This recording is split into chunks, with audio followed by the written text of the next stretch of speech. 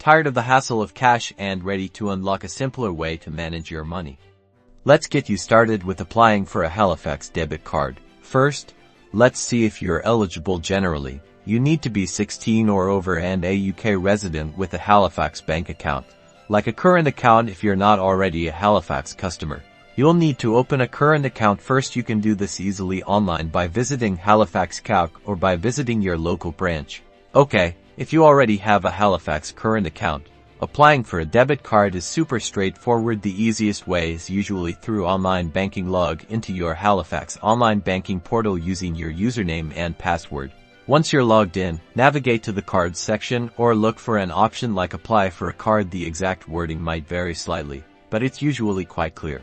You'll then be presented with an application form. Double-check all your pre-filled personal information like your name, address, and contact details to ensure they're accurate. Follow the prompts to complete the application.